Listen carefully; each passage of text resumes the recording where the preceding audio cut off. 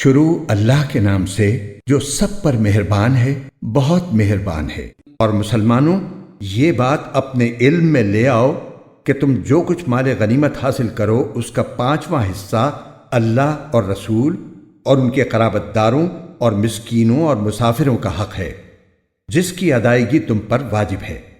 اگر تم اللہ پر اور اس چیز پر ایمان رکھتے ہو جو ہم نے اپنے بندے پر فیصلے کے دن نازل کی تھی، جس دن 2 جماعتیں باہم ٹکرائی تھیں، اور اللہ ہر چیز پر قادر ہے۔ وہ وقت یاد کرو جب تم لوگ وادی کے قریب والے کنارے پر تھے اور وہ لوگ دور والے کنارے پر، اور قافلہ تم سے نیچے کی طرف، اور اگر تم پہلے سے لڑائی کا وقت آپس میں طے کرتے تو وقت طے کرنے میں تمہارے درمیان ضرور اختلاف ہو جاتا، لیکن یہ واقعہ کہ پہلے سے طے کیے بغیر لشکر ٹکرا گئے اس لیے ہوا کہ جو کام ہو کر رہنا تھا اللہ اسے پورا کر دکھائے، تاکہ جسے برباد ہونا ہو وہ واضح دلیل دیکھ کر برباد ہو، اور جسے زندہ رہنا ہو وہ واضح دلیل دیکھ کر زندہ رہے۔ اور اللہ ہر بات سننے والا، ہر چیز جاننے والا ہے۔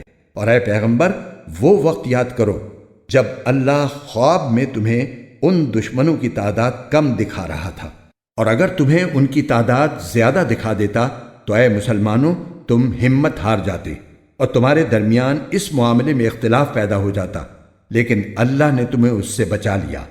یقیناً وہ سینوں میں چھپی باتیں خوب جانتا ہے۔ اور وہ وقت یاد کرو کہ جب تم ایک دوسرے کے مد مقابل آئے تھے تو اللہ تمہاری نگاہوں میں ان کی تعداد کم دکھا رہا تھا اور ان کی نگاہوں میں تمہیں کم کر کے دکھا رہا تھا، تاکہ جو کام ہو کر رہنا تھا اللہ اسے پورا کر دکھائے، اور تمام معاملات اللہ ہی کی طرف لوٹائے جاتی ہیں۔ اے ایمان والو، جب تمہارا کسی گروہ سے مقابلہ ہو جائے تو ثابت قدم رہو اور اللہ کا کثرت سے ذکر کرو تاکہ تمہیں کامیابی حاصل ہو، اور اللہ اور اس کے رسول کی اطاعت کرو اور آپس میں جھگڑا نہ کرو، ورنہ تم کمزور پڑ جاؤ گے اور تمہاری ہوا اکھڑ جائے گی۔ اور صبر سے کام لو، یقین رکھو کہ اللہ صبر کرنے والوں کے ساتھ ہے۔ اور ان لوگوں کی طرح نہ ہو جانا جو اپنے گھروں سے اکڑتے ہوئے اور لوگوں کو اپنی شان دکھاتے ہوئے نکلے تھے اور دوسروں کو اللہ کے راستے سے روک رہے تھے، اور اللہ نے لوگوں کے سارے اعمال کو اپنے علم کے احاطے میں لیا ہوا ہے۔ اور وہ وقت بھی قابل ذکر ہے جب شیطان نے ان کافروں کو یہ سجھایا تھا کہ ان کے اعمال بڑے خوشنما ہیں، اور یہ کہا تھا کہ آج انسانوں میں کوئی نہیں ہے جو تم پر غالب آ سکے، اور میں تمہارا محافظ ہوں۔ پھر جب دونوں گروہ آمنے سامنے ہوئے تو وہ ایڑیوں کے بل پیچھے ہٹا اور کہنے لگا، میں تمہاری کوئی ذمہ داری نہیں لے سکتا، مجھے جو کچھ نظر آ رہا ہے وہ تمہیں نظر نہیں آ رہا، مجھے اللہ سے ڈر لگ رہا ہے اور اللہ کا عذاب بڑا سخت ہے۔ اور یاد کرو جب منافقین اور وہ لوگ جن کے دلوں میں روگ تھا یہ کہہ رہے تھے کہ ان مسلمانوں کو ان کے دین نے دھوکے میں ڈال رکھا ہے، حالانکہ جو کوئی اللہ پر بھروسہ کرے تو اللہ سب پر غالب ہے، بڑی حکمت والا ہے۔ اور اگر تم دیکھتے تو وہ عجیب منظر تھا جب فرشتے ان کافروں کی روح قبض کر رہے تھے، ان کے چہروں اور پشت پر مارتے جاتے تھے اور کہتے جاتے تھے کہ اب جلنے کا مزہ بھی چکھنا۔ یہ سب کچھ ان اعمال کا بدلہ ہے جو تم نے اپنے ہاتھوں آگے بھیج رکھے تھے، اور یہ بات طے ہے کہ اللہ بندوں پر ظلم کرنے والا نہیں ہے۔ ان لوگوں کا حال ایسا ہی ہوا جیسا فرعون کی قوم اور ان سے پہلے لوگوں کا حال ہوا تھا۔ انہوں نے اللہ کی نشانیوں کو ماننے سے انکار کیا، نتیجہ یہ ہوا کہ اللہ نے ان کے گناہوں کی وجہ سے انہیں اپنی گرفت میں لے لیا۔ یقیناً اللہ کی طاقت بڑی ہے اور عذاب بڑا سخت۔ یہ سب کچھ اس لیے ہوا کہ اللہ کا دستور یہ ہے کہ اس نے جو نعمت کسی قوم کو دی ہو اسے اس وقت تک بدلنا گوارا نہیں کرتا جب تک وہ لوگ خود اپنی حالت تبدیل نہ کر لیں، اور اللہ ہر بات سنتا، سب کچھ جانتا ہے۔ اس معاملے میں بھی ان کا حال ایسا ہی ہوا جیسا فرعون کی قوم اور ان سے پہلے لوگوں کا حال ہوا تھا۔ انہوں نے اپنے رب کی نشانیوں کو جھٹلایا، نتیجہ یہ ہوا کہ ہم نے ان کے گناہوں کی وجہ سے انہیں ہلاک کر دیا اور فرعون کی قوم کو غرق کر دیا، اور یہ سب لوگ ظالم تھے۔ یقین جانو کہ اللہ کے نزدیک زمین پر چلنے والے جانداروں میں بدترین لوگ وہ ہیں جنہوں نے کفر اپنا لیا ہے، جس کی وجہ سے وہ ایمان نہیں لاتے۔ یہ لوگ وہ ہیں جن سے تم نے عہد لے رکھا ہے، اس کے باوجود یہ ہر مرتبہ اپنے عہد کو توڑ دیتے ہیں اور ذرا نہیں ڈرتے۔ لہٰذا اگر کبھی یہ لوگ جنگ میں تمہارے ہاتھ لگ جائیں تو ان کو سامان عبرت بنا کر ان لوگوں کو بھی تتر بتر کر ڈالو جو ان کے پیچھے ہیں، تاکہ وہ یاد رکھیں۔ اور اگر تمہیں کسی قوم سے بدعہدی کا اندیشہ ہو تو تم وہ معاہدہ ان کی طرف صاف سیدھے طریقے سے پھینک دو۔ یاد رکھو کہ اللہ بدعہدی کرنے والوں کو پسند نہیں کرتا، اور کافر لوگ ہرگز یہ خیال بھی دل میں نہ لائیں کہ وہ بھاگ نکلے ہیں۔ یہ یقینی بات ہے کہ وہ اللہ کو عاجز نہیں کر سکتے۔ اور مسلمانوں، جس قدر طاقت اور گھوڑوں کی جتنی چھاونیاں تم سے بن پڑیں ان سے مقابلے کے لیے تیار کرو، جن کے ذریعے تم اللہ کے دشمن اور اپنے موجودہ دشمن پر بھی ہیبت طاری کر سکو، اور ان کے علاوہ دوسروں پر بھی جنہیں ابھی تم نہیں جانتے مگر اللہ انہیں جانتا ہے۔ اور اللہ کے راستے میں تم جو کچھ خرچ کرو گے وہ تمہیں پورا پورا دے دیا جائے گا اور تمہارے لیے کوئی کمی نہیں کی جائے گی۔ اور اگر وہ لوگ صلح کی طرف جھکیں تو تم بھی اس کی طرف جھک جاؤ، اور اللہ پر بھروسہ رکھو۔ یقین جانو وہی ہے جو ہر بات سنتا، سب کچھ جانتا ہے۔ اور اگر وہ تمہیں دھوکہ دینے کا ارادہ کریں گے تو اللہ تمہارے لیے کافی ہے۔ وہی تو ہے جس نے اپنی مدد کے ذریعے اور مومنوں کے ذریعے تمہارے ہاتھ مضبوط کیے اور ان کے دلوں میں ایک دوسرے کی الفت پیدا کر دی۔ اگر تم زمین بھر کی ساری دولت بھی خرچ کر لیتے تو ان کے دلوں میں یہ الفت پیدا نہ کر سکتے، لیکن اللہ نے ان کے دلوں کو جوڑ دیا۔ وہ یقیناً اقتدار کا بھی مالک ہے، حکمت کا بھی مالک۔ اے نبی، تمہارے لیے تو بس اللہ اور وہ مومن لوگ کافی ہیں جنہوں نے تمہاری پیروی کی ہے۔ اے نبی، مومنوں کو جنگ پر ابھارو۔ اگر تمہارے 20 آدمی ایسے ہوں گے جو ثابت قدم رہنے والے ہوں تو وہ 200 پر غالب آ جائیں گے، اور اگر تمہارے 100 آدمی ہوں گے تو وہ کافروں کے 1000 پر غالب آ جائیں گے، کیونکہ وہ ایسے لوگ ہیں جو سمجھ نہیں رکھتے۔ لو، اب اللہ نے تم سے بوجھ ہلکا کر دیا اور اس کے علم میں ہے کہ تمہارے اندر کچھ کمزوری ہے، لہٰذا اب حکم یہ ہے کہ اگر تمہارے ثابت قدم رہنے والے 100 آدمی ہوں تو وہ 200 پر غالب آ جائیں گے، اور اگر تمہارے 1000 آدمی ہوں تو وہ اللہ کے حکم سے 2000 پر غالب آ جائیں گے، اور اللہ ثابت قدم رہنے والوں کے ساتھ ہے۔ یہ بات کسی نبی کے شایع نشان نہیں ہے کہ اس کے پاس قیدی رہیں جب تک کہ وہ زمین میں دشمنوں کا خون اچھی طرح نہ بہا چکا ہو، جس سے ان کا رعب پوری طرح ٹوٹ جائے۔ تم دنیا کا ساز و سامان چاہتے ہو اور اللہ تمہارے لیے آخرت کی بھلائی چاہتا ہے، اور اللہ صاحب اقتدار بھی ہے، صاحب حکمت بھی۔ اگر اللہ کی طرف سے ایک لکھا ہوا حکم پہلے نہ آ چکا ہوتا تو جو راستہ تم نے اختیار کیا اس کی وجہ سے تم پر کوئی بڑی سزا آ جاتی۔ لہٰذا اب تم نے جو مال غنیمت میں حاصل کیا ہے اسے پاکیزہ حلال مال کے طور پر کھاؤ، اور اللہ سے ڈرتے رہو، یقیناً اللہ بہت بخشنے والا بڑا مہربان ہے۔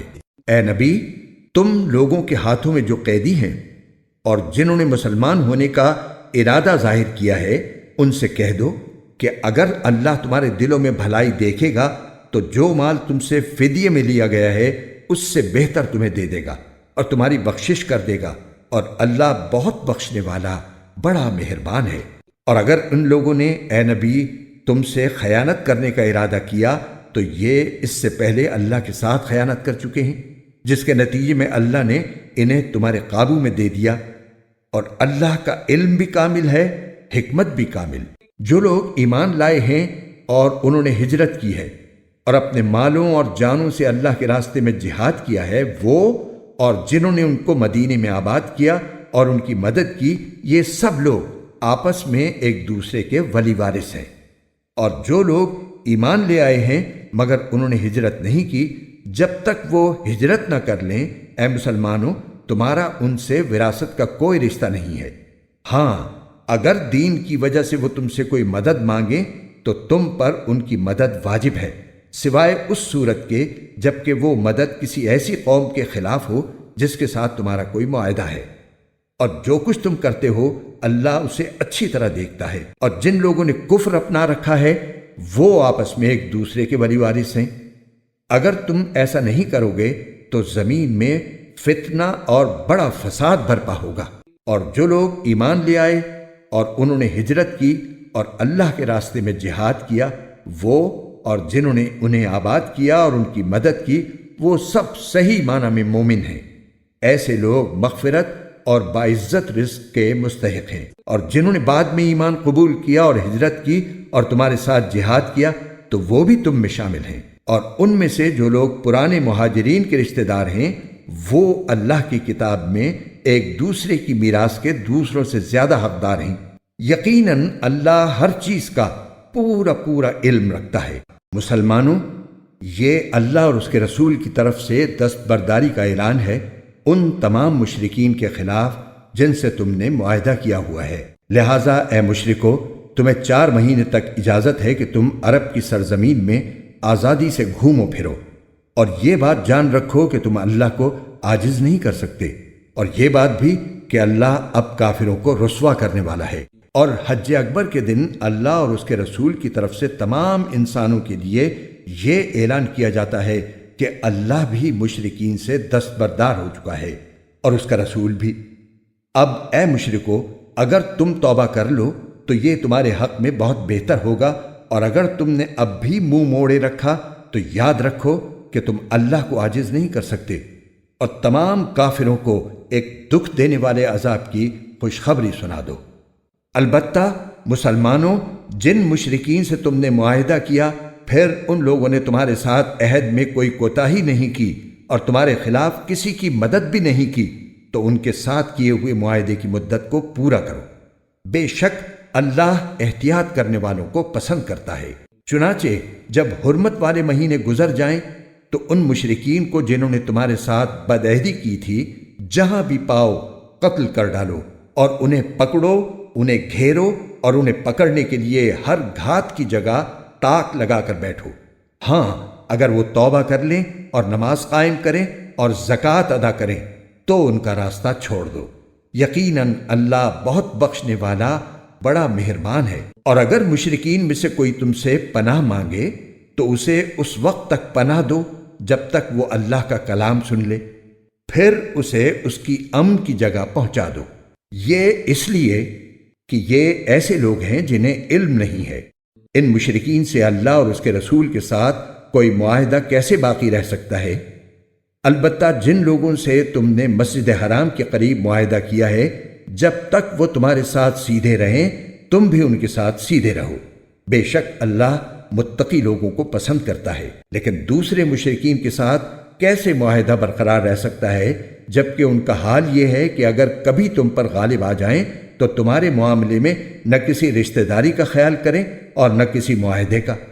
یہ تمہیں اپنی زبانی باتوں سے راضی کرنا چاہتے ہیں، حالانکہ ان کے دل انکار کرتے ہیں، اور ان میں سے اکثر لوگ نافرمان ہیں۔ انہوں نے اللہ کی آیتوں کے بدلے دنیا کی تھوڑی سی قیمت لے لینا پسند کر لیا ہے، اور اس کے نتیجے میں لوگوں کو اللہ کے راستے سے روکا ہے۔ واقعہ یہ ہے کہ ان کے کرتوت بہت برے ہیں۔ یہ کسی بھی مومن کے معاملے میں کسی رشتہ داری یا معاہدے کا پاس نہیں کرتے، اور یہی ہیں جو حدیں توڑنے والے ہیں۔ لہٰذا اگر یہ توبہ کر لیں اور نماز قائم کریں اور زکوٰۃ ادا کریں تو یہ تمہارے دینی بھائی بن جائیں گے۔ اور ہم احکام کی یہ تفصیل ان لوگوں کے لیے بیان کر رہے ہیں جو جاننا چاہیں۔ اور اگر ان لوگوں نے اپنا عہد دے دینے کے بعد اپنی قسمیں توڑ ڈالی ہوں اور تمہارے دین کو تانے دیے ہوں تو ایسے کفر کے سربراہوں سے اس نیت سے جنگ کرو کہ وہ باز آ جائیں، کیونکہ یہ ایسے لوگ ہیں کہ ان کی قسموں کی کوئی حقیقت نہیں۔ کیا تم ان لوگوں سے جنگ نہیں کرو گے جنہوں نے اپنی قسموں کو توڑا اور رسول کو وطن سے نکالنے کا ارادہ کیا، اور وہی ہیں جنہوں نے تمہارے خلاف چھیڑ چھاڑ کرنے میں پہل کی؟ کیا تم ان سے ڈرتے ہو؟ اگر ایسا ہے تو اللہ اس بات کا زیادہ حق رکھتا ہے کہ تم اس سے ڈرو۔ اگر تم مومن ہو، ان سے جنگ کرو تاکہ اللہ تمہارے ہاتھوں سے ان کو سزا دلوائے، انہیں رسوا کرے، ان کے خلاف تمہاری مدد کرے، اور مومنوں کے دل ٹھنڈے کر دے اور ان کے دل کی کوڑھن دور کر دے، اور جس کی چاہے توبہ قبول کر لے، اور اللہ کا علم بھی کامل ہے حکمت بھی کامل۔ بھلا کیا تم نے یہ سمجھ رکھا ہے کہ تمہیں یوں ہی چھوڑ دیا جائے گا؟ حالانکہ ابھی اللہ نے یہ تو دیکھا ہی نہیں کہ تم میں سے کون لوگ جہاد کرتے ہیں، اور اللہ اس کے رسول اور مومنوں کے سوا کسی اور کو خصوصی رازدار نہیں بناتے، اور تم جو کچھ کرتے ہو اللہ اس سے پوری طرح باخبر ہے۔ مشرکین اس بات کے اہل نہیں ہیں کہ وہ اللہ کی مسجدوں کو آباد کریں، حالانکہ وہ خود اپنے کفر کے گواہ بنے ہوئے ہیں۔ ان لوگوں کے تو اعمال ہی غارت ہو چکے ہیں اور دوزخ ہی میں ان کو ہمیشہ رہنا ہے۔ اللہ کی مسجدوں کو تو وہی لوگ آباد کرتے ہیں جو اللہ اور یوم آخرت پر ایمان لائے ہوں اور نماز قائم کریں اور زکوٰۃ ادا کریں اور اللہ کے سوا کسی سے نہ ڈریں۔ ایسے ہی لوگوں سے یہ توقع ہو سکتی ہے کہ وہ صحیح راستہ اختیار کرنے والوں میں شامل ہوں گے۔ کیا تم لوگوں نے حاجیوں کو پانی پلانے اور مسجد حرام کے آباد رکھنے کو اس شخص کے اعمال کے برابر سمجھ رکھا ہے جو اللہ اور یوم آخرت پر ایمان لایا ہے اور جس نے اللہ کے راستے میں جہاد کیا ہے؟ اللہ کے نزدیک یہ سب برابر نہیں ہو سکتے، اور اللہ ظالم لوگوں کو منزل مقصود تک نہیں پہنچاتا۔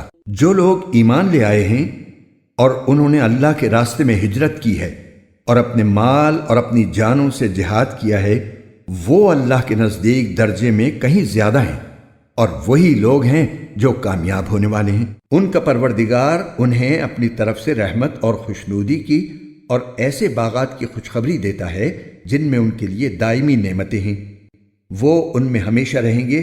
یقیناً اللہ ہی ہے جس کے پاس عظمت والا اجر موجود ہے۔ اے ایمان والو، اگر تمہارے باپ بھائی کفر کو ایمان کے مقابلے میں ترجیح دیں تو ان کو اپنا سرپرست نہ بناؤ، اور جو لوگ ان کو سرپرست بنائیں گے وہ ظالم ہوں گے۔ اے پیغمبر، مسلمانوں سے کہہ دو کہ اگر تمہارے باپ، تمہارے بیٹے، تمہارے بھائی، تمہاری بیویاں اور تمہارا خاندان اور وہ مال و دولت جو تم نے کمایا ہے اور وہ کاروبار جس کے مندہ ہونے کا تمہیں اندیشہ ہے اور وہ رہائشی مکان جو تمہیں پسند ہیں، تمہیں اللہ اور اس کے رسول سے اور اس کے راستے میں جہاد کرنے سے زیادہ محبوب ہیں، تو انتظار کرو یہاں تک کہ اللہ اپنا فیصلہ صادر فرما دے، اور اللہ نافرمانوں کو منزل تک نہیں پہنچاتا۔ حقیقت یہ ہے کہ اللہ تعالیٰ نے تمہاری بہت سے مقامات پر مدد کی ہے، اور خاص طور پر حنین کے دن جب تمہاری تعداد کی کثرت نے تمہیں مگن کر دیا تھا، مگر وہ کثرت تعداد تمہارے کچھ کام نہ آئی، اور زمین اپنی ساری وسعتوں کے باوجود تم پر تنگ ہو گئی۔ پھر تم نے پیٹھ دکھا کر میدان سے رخ موڑ لیا۔ پھر اللہ نے اپنے رسول پر اور مومنوں پر اپنی طرف سے تسکین نازل کی، اور ایسے لشکر اتارے جو تمہیں نظر نہیں آئے، اور جن لوگوں نے کفر اپنا رکھا تھا اللہ نے ان کو سزا دی، اور ایسے کافروں کا یہی بدلہ ہے۔ پھر اللہ جس کو چاہے توبہ نصیب کر دے، اور اللہ بہت بخشنے والا بڑا مہربان ہے۔ اے ایمان والو، مشرک لوگ تو سراپا ناپاکی ہیں، لہٰذا وہ اس سال کے بعد مسجد حرام کے قریب بھی نہ آنے پائیں۔ اور مسلمانوں، اگر تم کو مفلسی کا اندیشہ ہو تو اگر اللہ چاہے گا تو تمہیں اپنے فضل سے مشرکین سے بے نیاز کر دے گا۔ بے شک اللہ کا علم بھی کامل ہے، حکمت بھی کامل۔ وہ اہل کتاب جو نہ اللہ پر ایمان رکھتے ہیں نہ یوم آخرت پر، اور جو اللہ اور اس کے رسول کی حرام کی ہوئی چیزوں کو حرام نہیں سمجھتے اور نہ دین حق کو اپنا دین مانتے ہیں، ان سے جنگ کرو یہاں تک کہ وہ خوار ہو کر اپنے ہاتھ سے جزیہ ادا کریں۔ یہودی تو یہ کہتے ہیں کہ عزیر اللہ کے بیٹے ہیں، اور نصرانی یہ کہتے ہیں کہ مسیح اللہ کے بیٹے ہیں۔ یہ سب ان کی منہ کی بنائی ہوئی باتیں ہیں۔ یہ ان لوگوں کی سی باتیں کر رہی ہیں جو ان سے پہلے کافر ہو چکے ہیں۔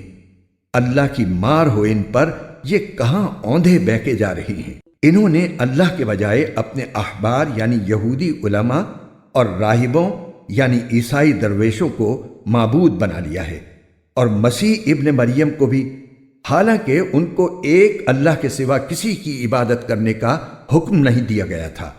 اس کے سوا کوئی اللہ نہیں، وہ ان کی مشرکانہ باتوں سے بالکل پاک ہے۔ یہ لوگ چاہتے ہیں کہ اللہ کے نور کو اپنے منہ کی پھونکوں سے بجھا دیں، حالانکہ اللہ کو اپنے نور کی تکمیل کے سوا ہر بات نامنظور ہے، چاہے کافروں کو یہ بات کتنی بری لگے۔ وہ اللہ ہی تو ہے جس نے اپنے رسول کو ہدایت اور سچا دین دے کر بھیجا ہے تاکہ اسے ہر دوسرے دین پر غالب کر دے، چاہے مشرک لوگوں کو یہ بات کتنی ناپسند ہو۔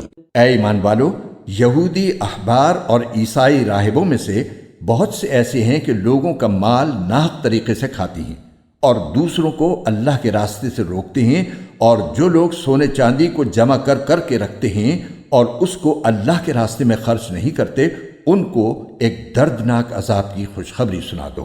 جس دن اس دولت کو جہنم کی آگ میں تپایا جائے گا، پھر اس سے ان لوگوں کی پیشانیاں اور ان کی کروٹیں اور ان کی پیٹھیں داغی جائیں گی، اور کہا جائے گا کہ یہ ہے وہ خزانہ جو تم نے اپنے لیے جمع کیا تھا، اب چکھو اس خزانے کا مزہ جو تم جوڑ جوڑ کر رکھا کرتے تھے۔ حقیقت یہ ہے کہ اللہ کے نزدیک مہینوں کی تعداد 12 مہینے ہے، جو اللہ کی کتاب یعنی لوح محفوظ کے مطابق اس دن سے نافذ چلی آتی ہے جس دن اللہ نے آسمانوں اور زمین کو پیدا کیا تھا۔ ان 12 مہینوں میں سے 4 حرمت والے مہینے ہیں۔ یہی دین کا سیدھا سادہ تقاضا ہے، لہذا ان مہینوں کے معاملے میں اپنی جانوں پر ظلم نہ کرو، اور تم سب مل کر مشرکوں سے اسی طرح لڑو جیسے وہ سب تم سے لڑتے ہیں، اور یقین رکھو کہ اللہ متقی لوگوں کے ساتھ ہے۔ اور یہ نسیء یعنی مہینوں کو آگے پیچھے کر دینا تو کفر میں ایک مزید اضافہ ہے جس کے ذریعے کافروں کو گمراہ کیا جاتا ہے۔ یہ لوگ اس عمل کو 1 سال حلال کر لیتے ہیں اور 1 سال حرام قرار دے دیتے ہیں تاکہ اللہ نے جو مہینے حرام کیے ہیں ان کی بس گنتی پوری کر لیں، اور اس طرح جو بات اللہ نے حرام قرار دی تھی اسے حلال سمجھ لیں۔ ان کی بدعملی ان کی نگاہ میں خوشنما بنا دی گئی ہے، اور اللہ ایسے کافر لوگوں کو ہدایت تک نہیں پہنچاتا۔ اے لوگو جو ایمان لائے ہو، تمہیں کیا ہو گیا ہے کہ جب تم سے کہا گیا کہ اللہ کے راستے میں جہاد کے لیے کوچ کرو تو تم بوجھل ہو کر زمین سے لگ گئے؟ کیا تم آخرت کے مقابلے میں دنیاوی زندگی پر راضی ہو چکے ہو؟ اگر ایسا ہے تو یاد رکھو کہ دنیاوی زندگی کا مزہ آخرت کے مقابلے میں کچھ بھی نہیں مگر بہت تھوڑا۔ اگر تم کوچ نہیں کرو گے تو اللہ تمہیں دردناک سزا دے گا اور تمہاری جگہ کوئی اور قوم لے آئے گا، اور تم اسے کچھ بھی نقصان نہیں پہنچا سکو گے، اور اللہ ہر چیز پر پوری قدرت رکھتا ہے۔ اگر تم ان کی یعنی نبی کریم صلی اللہ علیہ وسلم کی مدد نہیں کرو گے تو ان کا کچھ نقصان نہیں، کیونکہ اللہ ان کی مدد اس وقت کر چکا ہے جب ان کو کافر لوگوں نے ایسے وقت مکے سے نکالا تھا جب وہ 2 آدمیوں میں سے دوسرے تھے، جب وہ دونوں غار میں تھے، جب وہ اپنے ساتھی سے کہہ رہے تھے کہ غم نہ کرو، اللہ ہمارے ساتھ ہے۔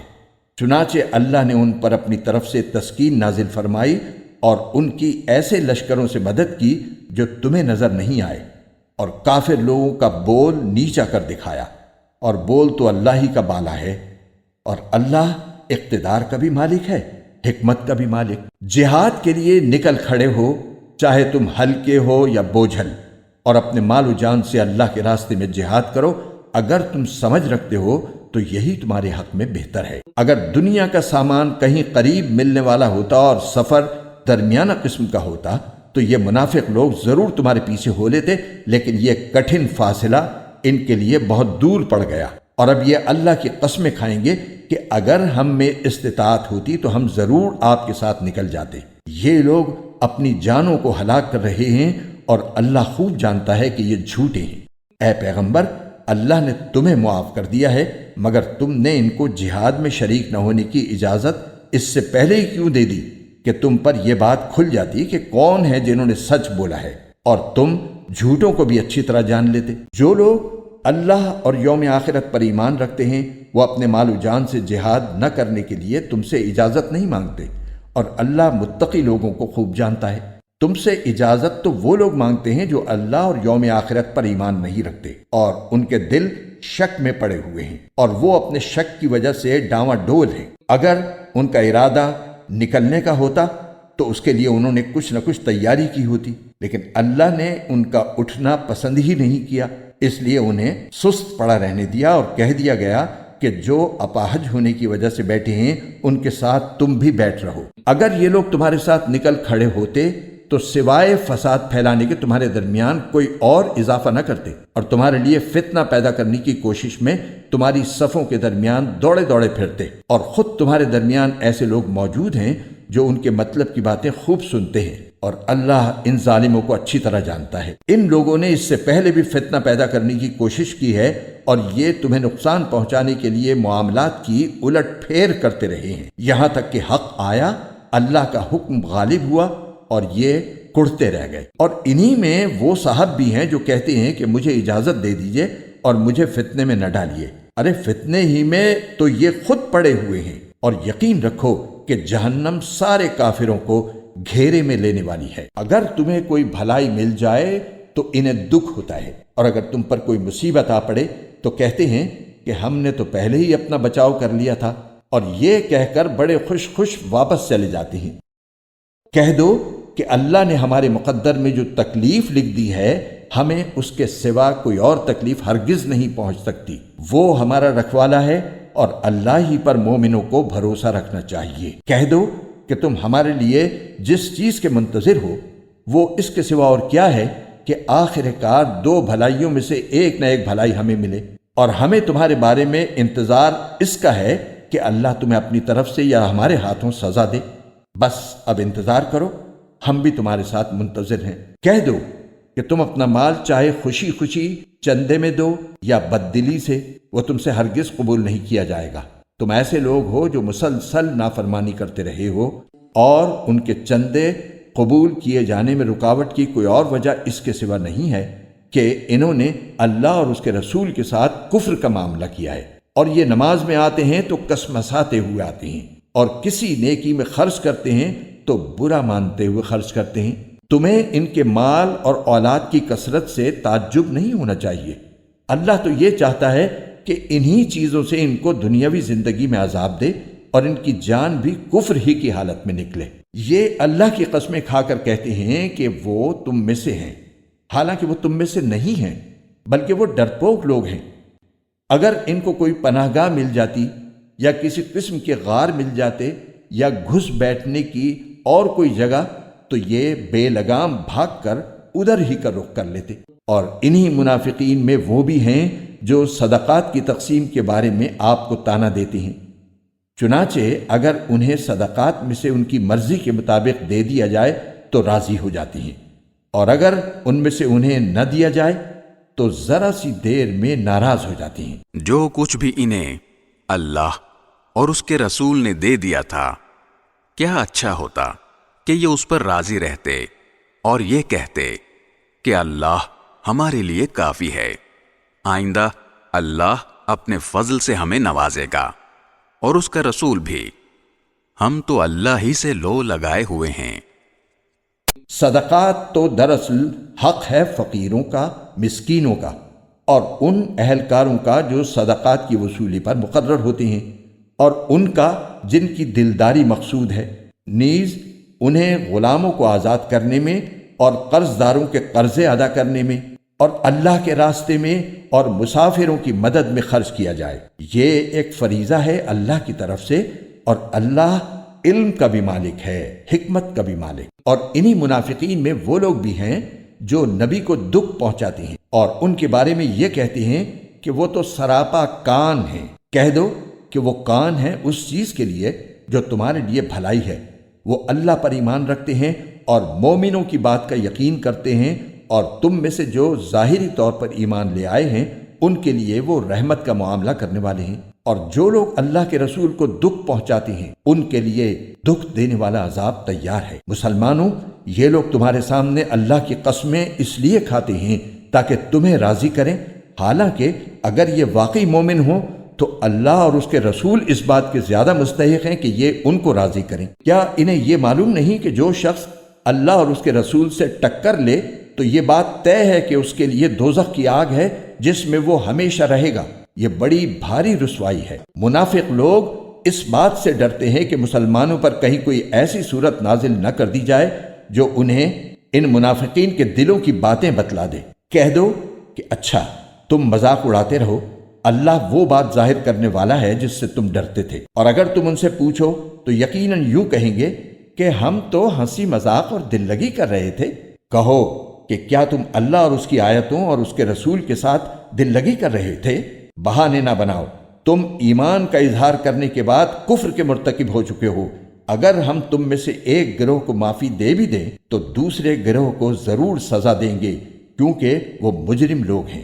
منافق مرد اور منافق عورتیں سب ایک ہی طرح کے ہیں۔ وہ برائی کی تلقین کرتے ہیں اور بھلائی سے روکتے ہیں اور اپنے ہاتھوں کو بند رکھتے ہیں۔ انہوں نے اللہ کو بھلا دیا ہے تو اللہ نے بھی ان کو بھلا دیا۔ بلا شبہ یہ منافق بڑے نافرمان ہیں۔ اللہ نے منافق مردوں، منافق عورتوں اور تمام کافروں سے دوزخ کی آگ کا عہد کر رکھا ہے جس میں وہ ہمیشہ رہیں گے، وہی ان کو راس آئے گی۔ اللہ نے ان پر پھٹکار ڈال دی ہے اور ان کے لیے اٹل عذاب ہے۔ منافقو، تم انہی لوگوں کی طرح ہو جو تم سے پہلے ہو گزرے ہیں۔ وہ طاقت میں تم سے مضبوط تر اور مال اور اولاد میں تم سے کہیں زیادہ تھے، چنانچہ انہوں نے اپنے حصے کے مزے اڑا لیے، پھر تم نے اسی طرح اپنے حصے کے مزے اڑائے جیسے تم سے پہلے لوگوں نے اپنے حصے کے مزے اڑائے تھے، اور تم بھی ویسی ہی بیہودہ باتوں میں پڑے جیسے وہ پڑے تھے۔ یہ وہ لوگ تھے جن کے اعمال دنیا اور آخرت میں غارت ہو گئے، اور یہی وہ لوگ تھے جنہوں نے خسارے کا سودا کیا۔ کیا ان منافقوں کو ان لوگوں کی خبر نہیں پہنچی جو ان سے پہلے گزرے ہیں؟ نوح کی قوم اور عاد و سمود، ابراہیم کی قوم، مدین کے باشندے اور وہ بستیاں جنہیں الٹ ڈالا گیا، ان سب کے پاس ان کے رسول روشن دلائل لے کر آئے تھے، پھر اللہ ایسا نہیں تھا کہ ان پر ظلم کرتا، لیکن یہ خود اپنی جانوں پر ظلم ڈھاتے رہے۔ اور مومن مرد اور مومن عورتیں آپس میں ایک دوسرے کے مددگار ہیں، وہ نیکی کی تلقین کرتے ہیں اور برائی سے روکتے ہیں اور نماز قائم کرتے ہیں اور زکوٰۃ ادا کرتے ہیں اور اللہ اور اس کے رسول کی فرما برداری کرتے ہیں۔ یہ ایسے لوگ ہیں جن کو اللہ اپنی رحمت سے نوازے گا۔ یقیناً اللہ اقتدار کا بھی مالک ہے، حکمت کا بھی مالک۔ اللہ نے مومن مردوں اور مومن عورتوں سے وعدہ کیا ہے ان باغات کا جن کے نیچے نہریں بہتی ہوں گی، جن میں وہ ہمیشہ رہیں گے، اور ان پاکیزہ مکانات کا جو سدا بہار باغات میں ہوں گے۔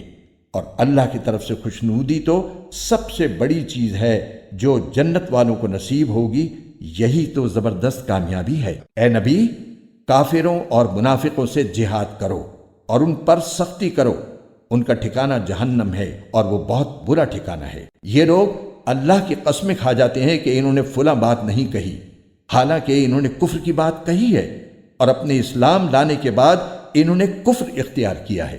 انہوں نے وہ کام کرنے کا ارادہ کر لیا تھا جس میں یہ کامیابی حاصل نہ کر سکے، اور انہوں نے صرف اس بات کا بدلہ دیا کہ اللہ اور اس کے رسول نے انہیں اپنے فضل سے مالدار بنا دیا ہے۔ اب اگر یہ توبہ کر لیں تو ان کے حق میں بہتر ہوگا، اور اگر یہ منہ موڑیں گے تو اللہ ان کو دنیا اور آخرت میں دردناک عذاب دے گا، اور روئے زمین پر ان کا نہ کوئی یار ہوگا نہ مددگار۔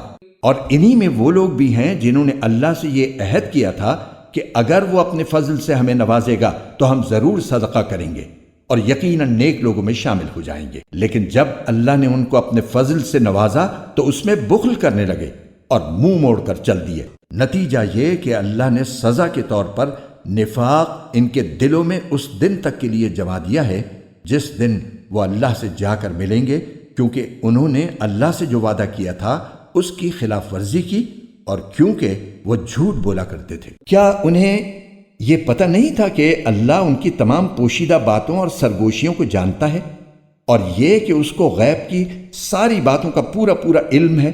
یہ منافق وہی ہیں جو خوشی سے صدقہ کرنے والوں کو بھی تانے دیتے ہیں اور ان لوگوں کو بھی جنہیں اپنی محنت کی آمدنی کے سوا کچھ اور میسر نہیں ہے، اس لیے وہ ان کا مذاق اڑاتے ہیں۔ اللہ ان کا مذاق اڑاتا ہے اور ان کے لیے دردناک عذاب تیار ہے۔ اے نبی، تم ان کے لیے استغفار کرو یا نہ کرو، اگر تم ان کے لیے 70 مرتبہ استغفار کرو گے تب بھی اللہ انہیں معاف نہیں کرے گا، یہ اس لیے کہ انہوں نے اللہ اور اس کے رسول کے ساتھ کفر کا رویہ اپنایا ہے، اور اللہ نافرمانوں کو ہدایت تک نہیں پہنچاتا۔